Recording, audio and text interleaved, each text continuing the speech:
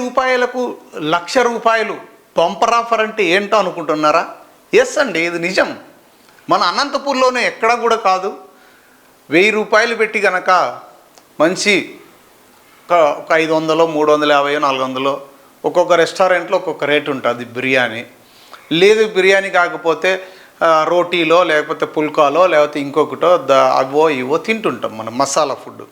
ఈ మసాలా ఫుడ్ కనుక మనం ఏ రెస్టారెంట్లోకి వెళ్ళి ఒక 1000 బిల్లు, ఒక కూల్ డ్రింకు అవి ఇవన్నీ తాగి అక్కడి నుంచి వస్తే ఒక్కసారి కాదు, 2 సార్లు కాదు, దాదాపు మనం చాలాసార్లు తింటుంటాం.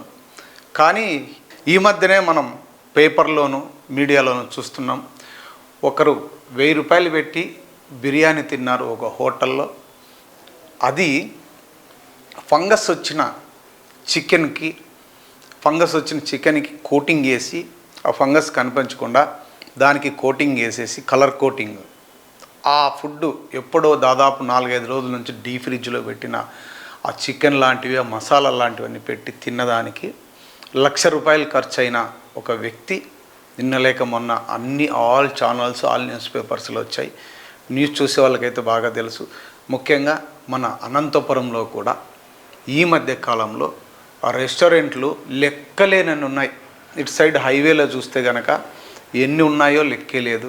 ఇక ఊర్లో చూస్తే అనంతపురం టౌన్లో చూస్తే కనుక అనంతపురం టౌన్లో ఆల్రెడీ చాలా ఉన్నాయి. అవి కాదని రకరకాల బ్రాండ్ల పేరుతో, రకరకాల రెస్టారెంట్ల పేరుతో ఊరు బయట సువిశాలంగా ఉంది కదా, ఫ్యామిలీ అంతా కలిసి హ్యాపీగా మంచి భోజనం తినచ్చు, మంచి ఫుడ్ ఎంజాయ్ చేయొచ్చు, బిర్యానీ తినచ్చు, లేదా రోటీలు తినచ్చు, మసాలా ఫుడ్ తినచ్చు అని వెళ్తే కనుక మీకు ఆడ అయ్యే బిల్లు 5-6 వేలు అయితే హాస్పిటల్కి 5-6 లక్షలు కూడా ఖర్చు పెట్టాల్సిన పరిస్థితి వస్తుందని ఈ మధ్య కాలంలో తేలింది. ఇది ఇంతకుముందు నుంచి ఎన్నోసార్లు మీడియాలు కోడై వస్తున్నా కానీ మన లైఫ్ స్టైల్ మాత్రం మారడం లేదనే చెప్పాలి. ముఖ్యంగా అనంతపురం జిల్లా వాసులకు చెప్తున్నాను, మనం ఏదైనా రెస్టారెంట్కి వెళ్ళినప్పుడు మనం ఆర్డర్ ఇచ్చిన 5 నిమిషాల్లోనే మనకు ఐటమ్స్ అన్నీ రెడీ అవుతున్నాయంటే, ఫర్ ఎగ్జాంపుల్ చికెన్ ఫ్రై కావచ్చు, మటన్ ఫ్రై కావచ్చు, లేకపోతే గ్రేవీ ఇంకోటి ఏదైనా సరే ఎందుకు అంత తొందరగా వస్తుందంటే గ్రేవీ రెడీ చేసి పెట్టుకుని ఉంటారు, లేదా ఫ్రిడ్జ్లో పెట్టుకుని ఉంటారు. ఉడికించిన చికెన్ కావచ్చు, మటన్ కావచ్చు, ఆల్రెడీ ఉడికించినది పెడతారు, 2 కలిపేసి బాయిల్ చేసేసి 5 నిమిషాల్లో మీకు వేడివేడిగా తయారు చేసి పంపిస్తారు.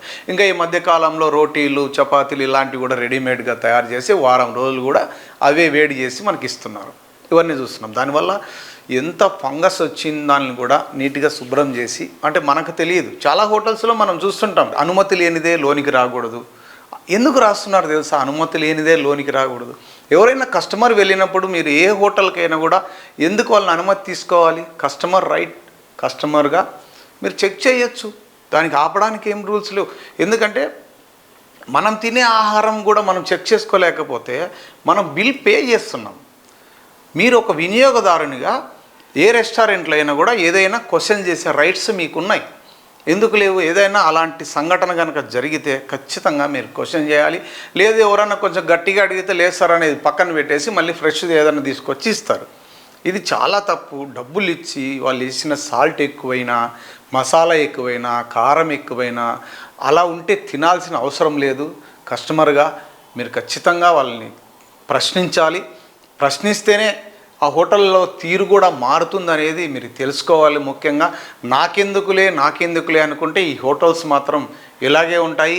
మీకు ఎప్పుడో తీసుకొచ్చిన వారం రోజుల కిందటో లేకపోతే 10 రోజుల కిందటో తీసుకొచ్చిన చికెను, మటను, లేకపోతే కూరగాయలు, కుళ్ళిపోయిన కూరగాయలు, వివిధ రకాల మసాలు, ఇంకా అంటే ఇంగ్రీడియంట్స్ ఏం వేస్తారో కూడా మనకు తెలియదు, కుళ్ళిపోయిన వేస్తారు. దానివల్ల ఆరోగ్యం పాడైపోయి చిన్న అల్సర్స్ వచ్చి ఆ అల్సర్స్ కాస్త పట్టించుకోకుండా ఏ బిర్యానీ తిన్నప్పుడు ఈనోనో లేకపోతే టాబ్లెట్లో ఏవోటి మింగేసి అల్సర్ తగ్గించుకుంటాం అనుకుంటే మాత్రం పొరపాటే.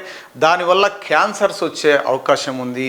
ఆ చిన్న కడుపు మంట కదా అనుకొని అజాగ్రత్త పడితే మాత్రం ఖచ్చితంగా క్యాన్సర్ వచ్చే అవకాశం ఉంది. ఇంకోటి ఏంటంటే డాక్టర్స్ చెప్తున్న పరిస్థితి ఏంటంటే చిన్న అల్సర్స్, కడుపు మంట వల్ల ఏమవుతుందిలే అనుకోవచ్చు, కానీ దానివల్ల వివిధ రకాల జబ్బులు వచ్చే అవకాశం కూడా ఉందని డాక్టర్స్ చెబుతున్నా మనం రెస్టారెంట్లకు మాత్రం వెళ్ళడం మానుకోలేదు. ఇంకా చాలామంది ఓపిక లేక వంట చేసే ఓపిక లేకపోవడమో, లేకపోతే ఆ టేస్టీగా చేయలేకపోవడమో, లేకపోతే ఎందుకులే రెస్టారెంట్లో తెచ్చుకుందాం బిల్లు తక్కువ కదా అనుకొని కొన్ని రెస్టారెంట్లో ఇదే గ్యాసు ఇవన్నీ లెక్కేస్తే కనుక ఇదే డబ్బులకి వస్తాయి కదా అని కొంతమంది అనుకోవచ్చు. కానీ మన ఆరోగ్యాన్ని పణంగా పెడుతున్నామనేది మనం మర్చిపోకూడదు.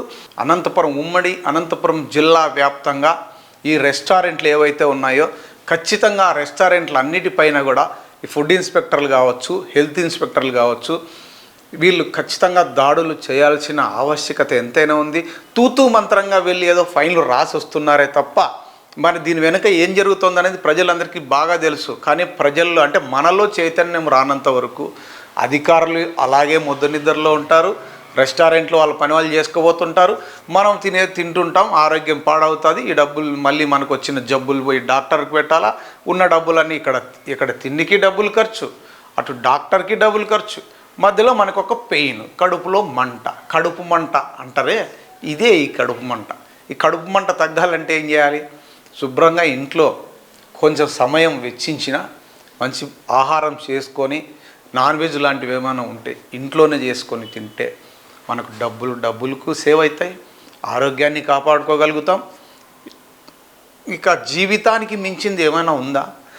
ఆరోగ్యమే మహాభాగ్యము అన్నారు. అంటే ఆరోగ్యం బాగుంటే డబ్బులన్నీ మిగిలిపోతాయి. మనం 7,000 రూపాయలు ఖర్చు చేసి తింటే 1,00,000 రూపాయలు డాక్టర్కు, హాస్పిటల్స్కి పెడుతున్నాం. కాబట్టి బంపర్ ఆఫర్ అని ఎందుకంటున్నానంటే, మీరు ఏదైనా కానీ బయట తింటే అదే మీకు బంపర్ ఆఫర్.